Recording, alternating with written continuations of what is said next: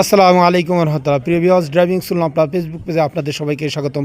আজ আমি চলে এসেছি যে গাড়ির ইঞ্জিনে যে সেন্সরটা রয়েছে, এই সেন্সরটা কিভাবে পরিবর্তন করতে হবে আর সেন্সরটা কেন পরিবর্তন করে সে সম্পর্কে আমি আপনাদেরকে শিক্ষা দেবো। এই আছে সেন্সর। আমি কিন্তু এটা রিকন্ডিশন একটা সেন্সর যশোর মোনা মোটরস থেকে নিয়ে এসেছি।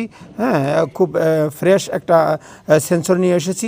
এই সেন্সরটা এখন আমি আপনাদেরকে লাগাই দেখাবো। কিভাবে লাগাই আপনারা ভিডিওটা না টেনে পুরোটা একটু ধৈর্য ধরে দেখুন।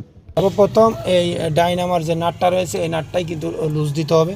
এই নাটটা লুজ দিয়ে এটা ধাক্কা দিলেই তারপরে এই নাটটা খুলতে হবে। তারপরে আমার এই স্পেসারগুলো খুললেই আমি কিন্তু এই সেন্সরটা কিন্তু আমি লাগাইতে পারবো। ভিউয়ার্স,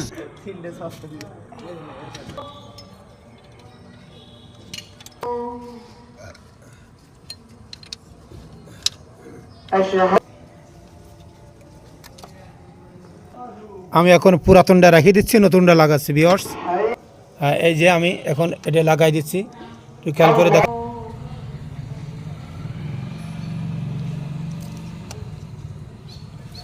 সুন্দর সাথে লেগে গেছে। এখন নাটগুলো লাগিয়ে দিলেই সেন্সর পরিবর্তন হয়ে গেল।